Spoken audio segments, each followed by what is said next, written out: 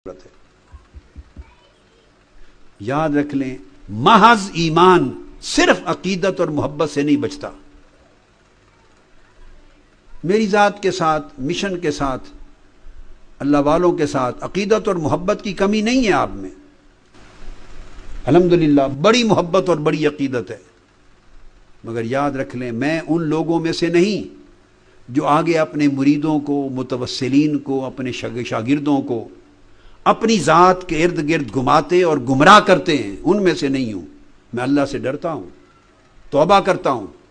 میں کہہ رہا ہوں میرے ساتھ فقط محبت اور عقیدت رکھیں، اور خواہ حضور غوث العظم سے رکھیں، کتنا اونچا چلے جائیں، میں تو خاک کے ذرے سے بھی کمتر ہوں۔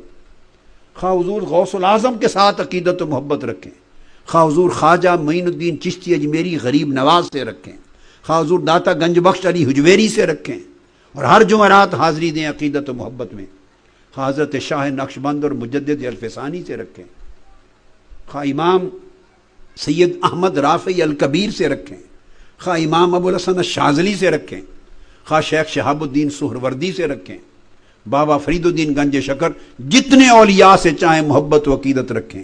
یاد رکھ لیں خالی محبت و عقیدت کبھی آپ کے دین کی حفاظت نہیں کر سکتی۔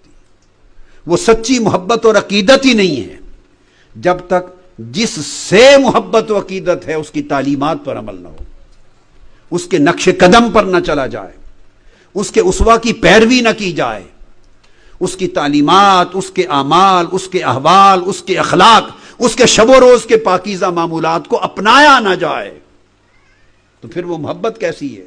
ہماری محبت ایک دھوکہ بن گیا ہے۔ اور بدقسمتی سے ہمارے اس مسلک میں، اہل سنت والجماعت میں، ایسے لوگوں کی اور ایسے پیروں کی اور ایسے مشائخ کہلوانے والوں کی اور رہبر کہلانے والوں کی کوئی کمی نہیں ہے، جن کا مطمع نظر فقط اپنی ذات کی پوجا کروانا ہے، اپنی جیبوں کا بننا ہے۔ وہ کھری بات اپنے طالبوں، شاگردوں، مریدوں کو نہیں کہتے، وہ جو آتا ہے اس کا بیڑا پار کرتے رہتے۔ جو محبت کر لے، جو بیعت کر لے، ہاتھ میں ہاتھ دے دے، نذرانہ دے دے، ہاتھ چوم لے، زیارت کے لیے آئے، سب کا بیڑا پار ہے۔ اور میں برملا کہتا ہوں، اور کیو ٹی وی کے ذریعے ساری دنیا سنے گی، اللہ کی عزت کی قسم، آقا علیہ السلام کی ذات پاک سے لے کر صحابہ کرام تک، اور صحابہ کرام سے لے کر تابعین تک، اور جمیع تابعین سے لے کر اتباع التابعین تک، اور ائمہ اہل بیت سے لے کر ائمہ فقہ و مجتہدین تک، اور جمیع اولیاء اور صالحین تک، آج تک وہ اولیاء جو مزارات میں زیر زمین چلے گئے، جو ولایت کے چشمے تھے، جو روحانیت کے چشمے تھے، جن سے نور پھوٹتا تھا، جن سے لوگوں کو ہدایت ملی تھی، جنہوں نے لوگوں کے دلوں کے احوال بدل ڈالے تھے، اور گمراہی کے اندھیروں سے نکال کر جنہوں نے ہدایت کی روشنی تک مخلوق کو پہنچا دیا تھا، اللہ کی عزت کی قسم 1400 سال میں کسی اللہ والے نے یہ نہیں کہا جو میرا دامن تھام لے اور میری بیعت کر لے اس کا بیڑا پار ہے۔ میں یہ بات چیلنج سے کر رہا ہوں، یہ وہ فتنہ ہے جو اہل سنت میں داخل ہوا ہے، ہمارے عقیدے میں داخل ہوا ہے۔ یا تو دوسری طرف لوگ بالکل ہی منکر ہیں اللہ والوں کا دامن تھامنے سے، ان سے تمسک کرنے سے، ان کی برکت سے، ان کے توسل سے، ان کے فیوضات سے، یا تو لوگ بالکل منکر ہو گئے۔ وہ ایک انتہا ہو گئی، ایک اینڈ ہو گیا۔ اس انتہا پسندی نے لوگوں کو بد عقیدہ کر دیا اور بڑی بڑی برکتوں کے منابع سے، چشموں سے محروم کر دیا۔ یہ ادھر انتہا پسندی، اور ادھر ہمارے ہاں انتہا پسندی ہے، بے عملی کو رواج دیا۔ کوئی شخص پردے پر زور نہیں دیتا، ہاف سلیو چلے بیڑا پار ہے، سر پہ دوپٹہ نہ ہو بیڑا پار ہے، پیروں کے اور مردوں کے پاؤں اور ٹانگیں دبائیں بیڑا پار ہے، نماز پڑھیں نہ پڑھیں بیڑا پار ہے، شریعت محمدی کا حیا نہ کریں تب بھی بیڑا پار ہے۔ کیوں؟ آپ نے میرا دامن تھام لیا، ہمیں نذرانہ دے دیا، مزار پہ آتے ہیں، 11ویں شریف کرتے ہیں، میلاد پاک مناتے ہیں، ہمارا نام لیتے ہیں، ہمارے سلسلے میں آ گئے، ہماری نسبت آپ کو ہو گئی۔ کسی ولی اللہ نے نسبت کا یہ دھوکہ دہی کا معنی بیان نہیں کیا، اولیاء کاملین نے کسی نے یہ نہیں کہا میرے سلسلے میں آ گئے بس سارا بیڑا پار ہو گئے. یہ اس طرح بیڑا پار نہیں ہوتا. ایسا کہنے والے اہل سنت سادہ لوگوں کا بیڑا غرق کر رہے ہیں, اس مسلک کا بیڑا غرق کر رہے ہیں. اور اولیاء اور طریقت اور تصوف اور معرفت اور سلوک اور اہل سنت کے صحیح عقیدے کے خلاف دلائل مہیا کر رہے ہیں, ان کی زبانیں کھول رہے ہیں اور لوگوں کو گمراہ کرنے اور اگلی نسلوں کو حقیقت کی راہ سے بہکا دینے کے لیے آسانیاں پیدا کر رہے ہیں. بے عملی کے لیے, اپنی بے عملی کو چھپانے کے لیے لوگوں نئی نسلوں کو بے عملی کا راہ سکھا رہے ہیں.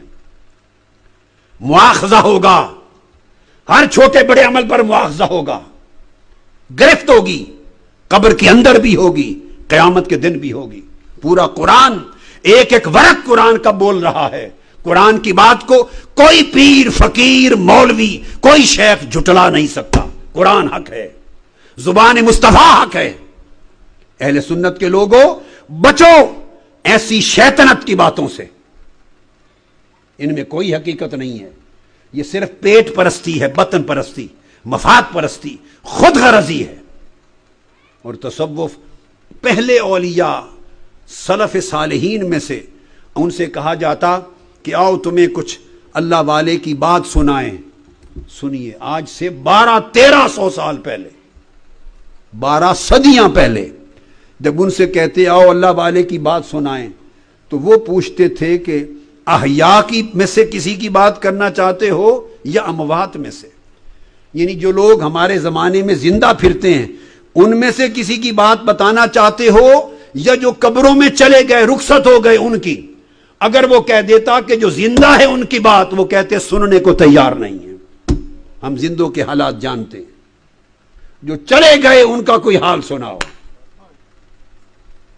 لوگوں تصوف الا ماشاء اللہ یاد رکھ لیں, ہر میدان میں مستثنا ہوتے ہیں. سارے میرے جیسے گناہگار اور برے شعار کے لوگ میرے جیسے نہیں ہوتے, اچھے بھی ہوتے,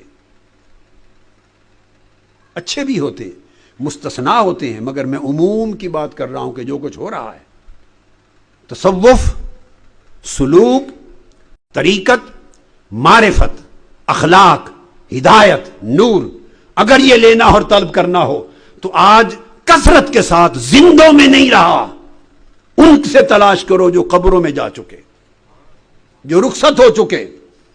ان کے اعمال کو سیکھو, سب کتابوں میں درج ہے. ان کے احوال سے سیکھو, ان کے شب و روز کو پڑھو کہ ان کا تہجد گزاری کیسی تھی, ان کی راتیں کیسے بیتتی تھیں, ان کے دن کیسے بیتتے تھے, ان کے اندر خوف خدا کیسا تھا, تقویٰ کیسا تھا, حب الہی کیسی تھی, ان کی نیتیں کتنی صاف تھیں, وہ کتنے متوجہ اللہ تھے, کتنے ملتفت الحق تھے, اور اما سوی اللہ سے دل کتنے خالی تھے, دنیا کے حرص اور لالچ سے کتنے پاک تھے, ان کا ظاہر و باطن کتنا روشن تھا, ان کا اخلاق حسنہ کیا تھا, اعمال صالحہ کیا تھے, احوال عالیہ کیا تھے, ان کی نیات صافیہ کیا تھیں. ارے تصوف سیکھنا ہے تو گزرے ہوئوں کے حوال سے سیکھیں, ہمارے میرے جیسے جو زندہ پھرتے ہیں ان سے نہ سیکھیں. تصوف کیا ہے؟